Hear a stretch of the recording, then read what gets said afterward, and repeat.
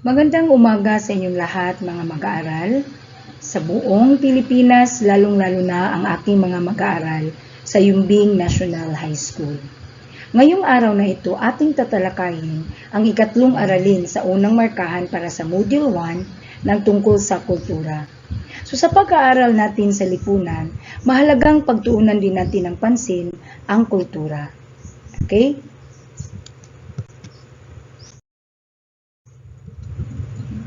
Sa ating napag-alaman noong nakaraang leksyon, ating natukoy kung ano ang ibig sabihin ng salitang lipunan. Ito ay ang mga taong sama-samang naninirahan sa isang organisadong komunidad na may isang batas, tradisyon at pagpapahalaga. Kung may mga isyu na dulot ng hindi mabuting ugnayan ng mga strukturang panlipunan, mayroon din namang mga isyung may kaugnayan sa kultura. Sa pag-aaral ng lipunan, mahalagang pagtuunan ng pansin ang kultura bilang bahagi ng lipunan. Kaya bago tayo magpapatuloy, sandaling isipin muna natin ang mga katanungan na nakikita ninyo sa screen. Una, bakit nagmamano ang mga kabataang Pilipino sa mga nakakatanda? Okay, dahil ito ay ating nakasanayan at ito ay kultura ng mga Pilipino. Pangalawa, naniniwala ka ba sa mga aswang at bakit? Pangatlo, bilang lalaki, matatanggap mo ba na hindi na birhen ang iyong mapapangasawa? Bakit? Ang mga katanungang aking ibinigay ay halimbawa na nagpapakita na ang mga Pilipino ay may sariling kultura. Ngayon, bigyan natin ng kahulugan ang salitang kultura para ating maintindihan.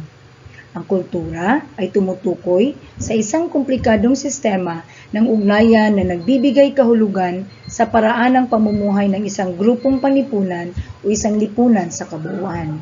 Sabi niyan ni Anderson at Taylor ng taong 2007.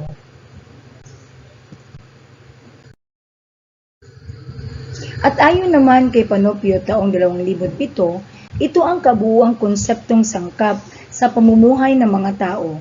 Ito ang batayan ng kilos at gawi at ang kabuuang gawain ng tao.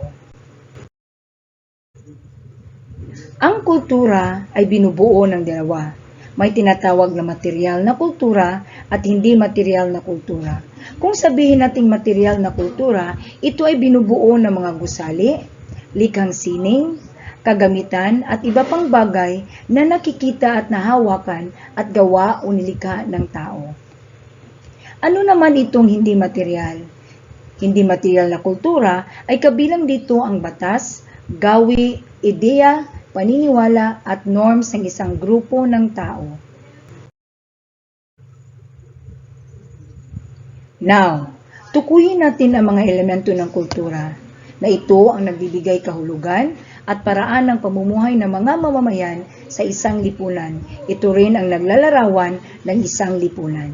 Ano-ano ba ang mga elemento ng kultura? Okay, una ay ang paniniwala or belief. Ito ay tumutukoy sa mga kahulugan at paliwanag tungkol sa pinaniniwalaan at tinatanggap ng tao. Pangalawa, ang pagpapahalaga or values. Ito yung may tuturing na batayan ng isang grupo o ng lipunan sa kabuuan, kung ano ang katanggap-tanggap at kung ano ang hindi. Ang pangatlo naman ay ang norms. Ito ay tumutukoy sa mga asal, kilos o gawi na binuo at nagsilbing pamantayan sa isang lipunan.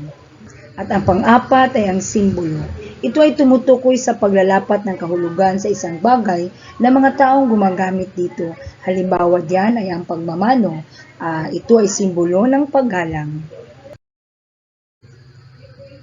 Tandaan, ikaw bilang bahagi ng isang lipunan ay may kinabibilangang institusyon, social groups, status at may mga gampaning dapat gawin.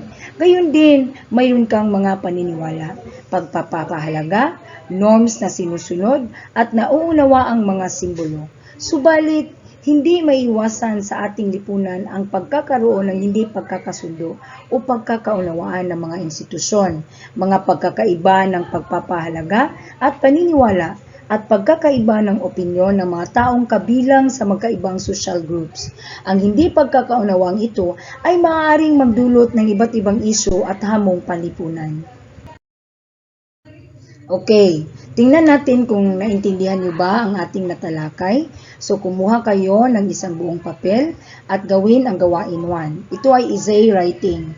Okay, bumuo ka ng isang sanaysay hinggil sa mga sumusunod na kontemporaryong isyong may kaugnayan sa kultura. Okay, number 1, unti-unting pagkawala ng kultura sa paggalang sa mga nakakatanda.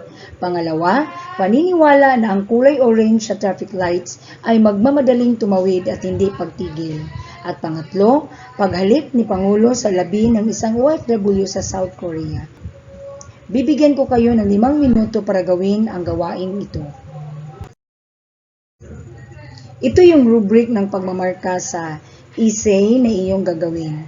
Una, kawastuhan for 7 points. Pangalawa, nilalaman for 6 points. Pangatlo, organisasyon for 4 points. At pang-apat, pagkamalikhain or 3 points. So sa kabuuan, magkakaroon kayo ng 20 points. Okay, natapos na natin ang inyong gawain 1. Ngayon, ating ipagpatuloy ang ating talakayan. Ano ba itong tinatawag na sociological imagination? Ito ay tumutukoy sa kakayahang makita ang kaugnayan ng mga personal na karanasan ng isang tao at ang lipunang kanyang ginagalawan.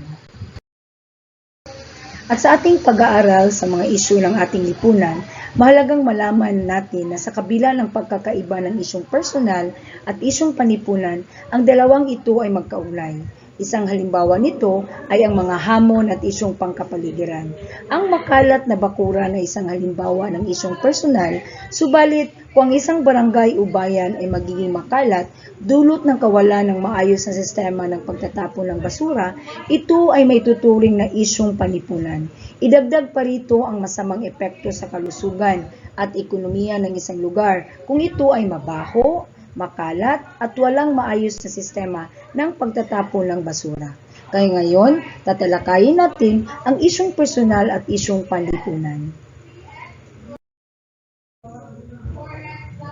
Ano ba ang isyong personal? Okay, ang isyong personal ay tumutukoy sa mga isyong nagaganap sa pagitan ng isang tao at ilang malalapit sa kanya. Okay? So, ang solusyon sa isang isyong personal ay nasa kamay ng individual. May tuturing ang isyong ito na pribadong bagay na nararapat solusyonan sa pribadong paraan. Ano naman ang isyong panipunan? Ang isyong palipunan ay tumutukoy sa mga isyu na nasa pampublikong paksa kung saan apektado ang buong pamayanan. Isyong panlipunan na isang publikong bagay. Karaniwang kaugnayan ito ng krisis o suliranin sa mga institusyong panlipunan. Mga suliranin ito na nakakaapekto hindi lamang sa isang tao, kundi sa lipunan sa kabuuan. Okay, tingnan natin ang gawain pangalawa.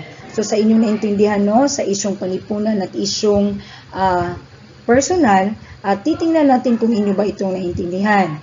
Okay, gawin ang gawain to as case analysis na gawain. Okay, basahin ang mga sitwasyon sa unang column.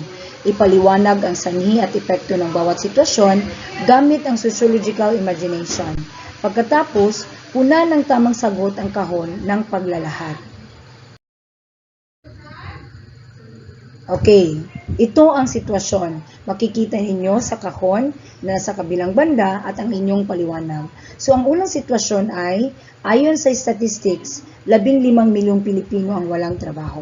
Okay, bakit? So, i-analyze ninyo ang sitwasyon, ito ay inyong ipaliwanag. Pangalawa, isang mag-aaral ang nahihirapang gumawa ng takdang aralin sa araling palipunan.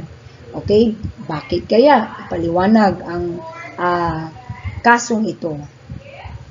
Pangatlo, dahil sa biglang paglakas ng ulan, malaking bahagi ng komunidad ang bumaha. Okay, so bibigyan ko kayo ng 5 minuto para gawin ang gawain pangalawa.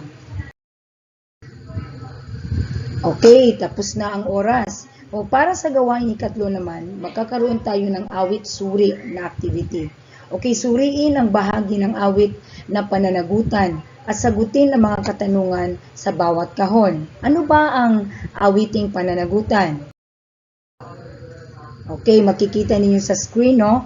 Ito ay isang awit na pinamagatang pananagutan. Okay? So, basahin nyo ang awit na ito at asuriin at ilagay ang inyong mga kasagutan sa kahon sa kabila at ang kahon naman na nasa kanan.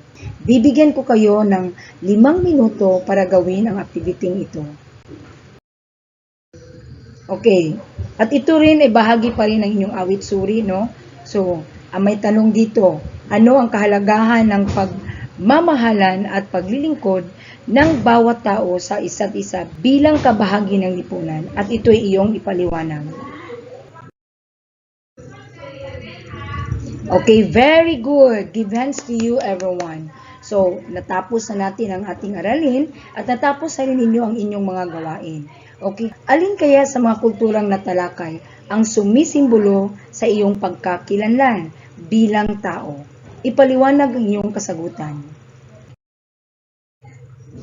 Okay, so sa pag-aaral ng lipunan, mahalagang pagtuunan ng pansin ang kultura. Ito ang sumasalamin sa pagkatao ng mga bumubuo sa isang lipunan. Pangkalahatan, ang kultura o kalinangan ay relatibo. Ito ay binubuo ng mga elemento tulad ng paniniwala, pagpapahalaga, norms at simbolo.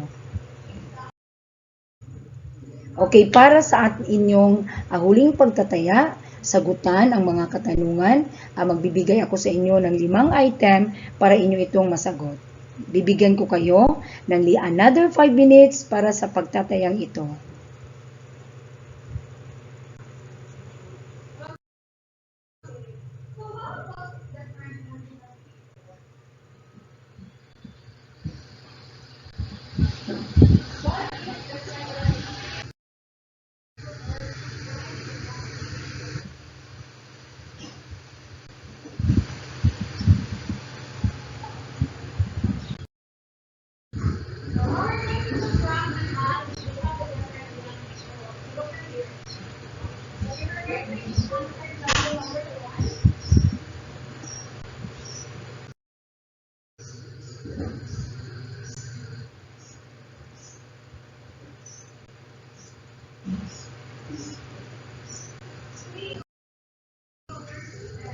Okay, maraming salamat sa inyong panunood. Naway meron kayong natutunan sa ating aralin ngayon. Hanggang sa muli nating pagkikita, ito ang inyong guro na si Teacher Remy na nagsasabing magandang araw.